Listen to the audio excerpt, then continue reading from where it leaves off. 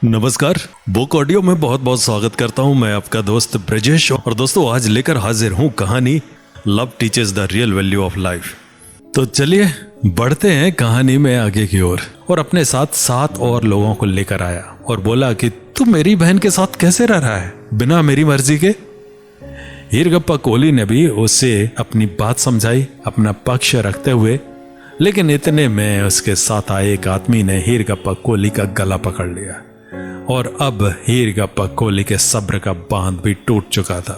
और वो प्रेमा के साथ आए लोगों को बोलता है कि यदि तुम में से किसी ने भी मुझे छुआ तो मैं तुम लोगों को सालों तक कोर्ट के चक्कर लगवाऊंगा और जेल की हवा भी खिलवाऊंगा। यहाँ हीरगप्पा कोहली ने हाथापाई करने के बजाय दिमाग से काम लिया। प्रेमा का भाई भी ये सब सुन थोड़ा घबराया और बोला, पुलिस स्टेशन चलो, उधर ही इस मुद्दे का हल निकलेगा।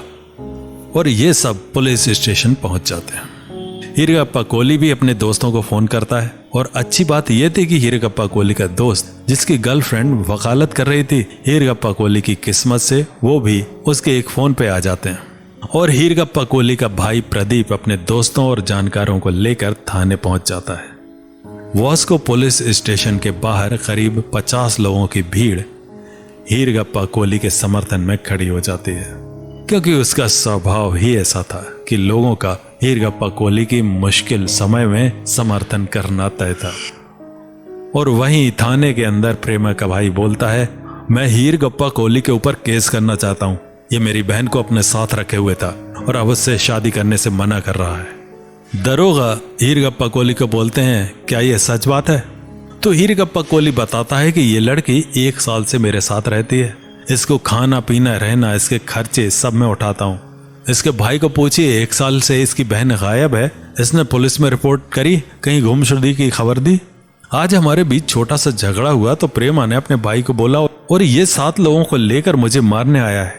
मेरे फ्लैट पे मेरे पास मेरे घर की सीसीटीवी रिकॉर्डिंग है और इसके साथ आए आदमी ने मेरा गला पकड़ा। इसको भी मैं जेल डलवाऊंगा केस करके।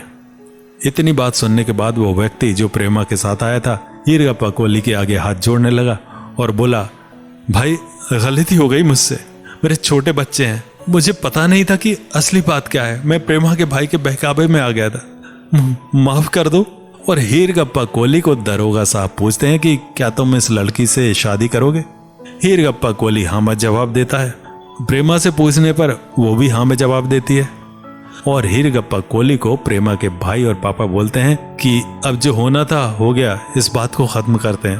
प्रेमा को अभी अपने साथ ले जाते हैं और तैयारी करते हैं तुम दोनों की शादी की। ये बोलकर प्रेमा को अपने साथ ले जाते हैं और हीरगप्पा कोहली भी उनकी बातों में आ जाता है। लेकिन प्रेमा के पापा और भाई के दिमाग में कुछ और ही चल रहा था। और ये सारी कहानी हीरगप्पा कोहली के बड़े भाई भीम शंकर को भी पता चल चुकी थी। और भीम का कहना था कि अब ये मामला शांत है तो दोनों भाई कुछ दिनों के लिए गांव कर्नाटक आ जाओ, क्योंकि भीमा की भी छुट्टी चल रही थी। तो भीमा चाहता था कि कुछ समय पूरा परिवार साथ में बिताए, जो कि हीरगप्पा कोहली और प्रदीप को भी ये अच्छा महसूस हुआ कि माँ तो नहीं है लेकिन भाई भीम, पिताजी और हीरगप्पा कोहली भाई के साथ अच्छा समय बिताने का मौका है। सबकी मनोइच्छा को देखते हुए हीरगप्पा कोहली भी तैयार हो गया गाँव कर्नाटक जाने के लिए। और हीरगप्पा कोहली प्रदीप कर्नाटक चले गए घूमने। लेकिन हीरगप्पा कोहली की गैर मौजूदगी में प्रेमा के भाई और पापा ने ना जाने प्रेमा को ऐसा क्या जादू किया कि वो पूरी तरीके से हीरगप्पा कोहली से दूर होने लगे। हीरगप्पा कोहली कॉल करता, प्रेमा का नंबर बंद आता। सोशल मीडिया के किसी भी माध्यम में प्रेमा नजर नहीं आ रही थी। हीरगप्पा कोहली परेशान होने लगा। प्रेमा के घर जाके देखने पर पता चला कि प्रेमा के घर पर ताला लगा है। ये देख हीरगप्पा कोहली भौचक्का कर रह गया। बहुत पूछताछ करने पर भी हीरगप्पा कोहली को कुछ पता नहीं चला प्रेमा के बारे में। ये हीरगप्पा कोहली के लिए काफी मुश्किल समय था, लेकिन अब हीरगप्पा कोहली काफी परेशान हो चुका था। हीरगप्पा कोहली का परिवार हीरगप्पा कोहली को संभालता है और समझाता है कि तुम उस लड़की को भूल ही जाओ। अच्छा है, तुम्हारा नाम है, अच्छा काम चला रहे हो, क्यों अपना जीवन ऐसी लड़की के पीछे खराब कर रहे हो जिसे तुम्हारी भावनाओं की कद्र नहीं है? लेकिन हीरगप्पा कोहली अपने परिवार को परेशान देख वापस अपना ध्यान काम में केंद्रित करने लगा। और आर्थिक रूप से अपने आप को और अपने परिवार को मजबूत और मजबूत बनाने लगा। अपने पिता को हर सुख सुविधा उपलब्ध कराने लगा। छोटे भाई का भी पूरा ध्यान रखता, लेकिन उसके दिल में प्रेमा की यादें अभी भी काफी ताजा थी। यही कारण था कि हीरगप्पा कोहली अपने पिताजी की सारी बातें सुनता था, लेकिन शादी की बात आते ही दूर हो जाता, क्योंकि उसे उम्मीद थी कि प्रेमा उसके पास जरूर आएगी। ऐसे ही दिन बीत रहे थे। एक दिन अचानक प्रेमा का मैसेज आता है हीरगप्पा कोहली को, और वो उसकी बातों से काफी खुश लग रही थी। वो हीरगप्पा कोहली को बोलती है, मैं अब बहुत दूर आ चुकी हूं, तुम चाह के भी मेरे पास नहीं आ पाओगे, तुम्हें मेरे पास आने के लिए हवाई यात्रा करनी होगी। लेकिन हीरगप्पा कोहली उससे समझने की कोशिश करता है, और ऐसे ही कभी कभी हीरगप्पा कोहली और प्रेमा के बीच में थोड़ी बहुत बात होने लगी। धीरे धीरे हीरगप्पा कोहली प्रेमा को अपनी भावनाएं दोबारा समझाता है। प्रेमा भी बताती है कि मेरे भाई और पापा ने मेरे दिमाग में ये बात बैठा दी थी कि मैं कितनी बुरी हूं, केवल अपने बारे में सोचती हूं, और मेरे छोटे भाई बहन हैं जिनकी जिम्मेदारी मुझे ही उठानी होगी। और मैं भावुक हो गई थी। भाई और पापा ने मुझे नानी के घर भेजा 1 महीने, और फिर कुछ पैसे देके एजेंट की मदद से मुझे दुबई में काम पे लगवा दिया। हीरगप्पा कोहली और प्रेमा एक बार फिर एक दूसरे के जज्बात समझने लगे, और एक नई शुरुआत कर दोनों के बीच बातचीत शुरू हो गई। और अब समय आया सबसे कठिन, जिसने पूरी दुनिया में हड़कंप मचाया, यानी कोविड।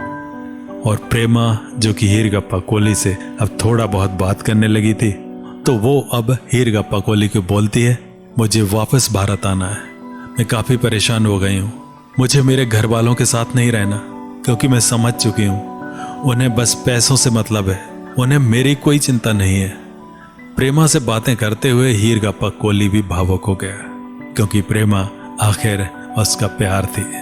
और भावनाओं में बहकर हीरगप्पा कोहली ने एक बार प्रेमा को भारत अपने पास लाने का फैसला किया, जो कि एक बार प्रेमा को अपने साथ रखकर नतीजे देख चुका था। हीरगप्पा कोहली ने कोविड के समय ही अपनी जान पहचान वालों से बात कर प्रेमा को भारत लाने की तैयारी कर ही डाली, और हीरगप्पा कोहली प्रेमा को भारत ले ही आया। प्रेमा हीरगप्पा कोहली को बोलती है कि मैं गोवा में नहीं रहना चाहती हूँ, मुझे गोवा से दूर ले चलो। हीरगप्पा कोहली प्रेमा को लेकर अपने गांव से थोड़ा दूर आता है, यानी कर्नाटक के बीजापुर जिले में ही, लेकिन हीरगप्पा कोहली के घर से थोड़ा दूर, क्योंकि गांव में बिना शादी किए प्रेमा को अपने साथ रखना काफी मुश्किल तो था। लेकिन हीरगप्पा कोहली के पिताजी भी गांव में ही रहते थे, ऐसे में प्रेमा को गांव ले जाना मुसीबत बुलाने जैसा था। लेकिन हीरगप्पा कोहली जो भी करता अपने भाइयों को जरूर बोलता, और हीरगप्पा कोहली के भाइयों का कहना था कि तेरी जिंदगी है, तुझे प्रेमा के साथ ही तेरा भविष्य दिखता है, और तुम दोनों खुश हो तो हम दोनों भाई तुम्हारी भावनाओं की कद्र करते हैं, और हमें कोई प्रॉब्लम नहीं है। और सब एक बार सामान्य होने की उम्मीद दिखने लगी। कोविड का समय था। हीरगप्पा कोहली और प्रेमा को साथ में काफी सारा वक्त बिताने का मौका मिलने लगा। दोनों काफी खुश भी थे। हीरगप्पा कोहली के दोस्तों के अलावा कोई नहीं जानता था कि प्रेमा हीरगप्पा कोहली कहाँ है, क्योंकि वो हीरगप्पा कोहली के दोस्त ही थे, जो हीरगप्पा कोहली को उसकी जरूरत का सामान रूम तक पहुंचाते थे। सब अच्छा चल रहा था, लेकिन अचानक एक दिन हीरगप्पा कोहली को फोन आता है कि उनके घर पे कोई आदमी आया है, जो हीरगप्पा कोहली के बारे में पूछ रहा है। ऐसा हीरगप्पा कोहली के दोस्त उसको फोन पर बताते हैं। हीरगप्पा कोहली उसके गांव वालों और घर वालों को बिना पता चले उस व्यक्ति को अपने पास लाने को बोलता है। हीरगप्पा कोहली का दोस्त उस व्यक्ति को हीरगप्पा कोहली के पास लाता है। हालांकि वो पहले ही समझ चुका था कि ये प्रेमा के पापा हो सकते हैं। हुआ भी कुछ ऐसा ही है, वो प्रेमा के पापा ही थे। हीरगप्पा कोहली उन्हें देख काफी हैरान था, लेकिन फिर भी उनका आदर करते हुए उन्हें घर बुलाता है। लेकिन उनके दिल में कुछ और ही चल रहा था। वो हीरगप्पा कोहली को बोलते हैं, मुझे प्रेमा से कुछ अकेले में बात करनी है। हीरगप्पा कोहली उनकी बातों का मान रखते हुए उन्हें अकेले प्रेमा से बात करने देता है, खुद दूसरे रूम में चला जाता है। और कुछ समय बात करने के बाद प्रेमा के पिताजी वहां से चले जाते हैं। हीरगप्पा कोहली भी समझ नहीं पाया कि यह क्या था। अचानक आए, कुछ समय बात करी और चले गए। और कहानी जारी रहेगी अगले अंक में।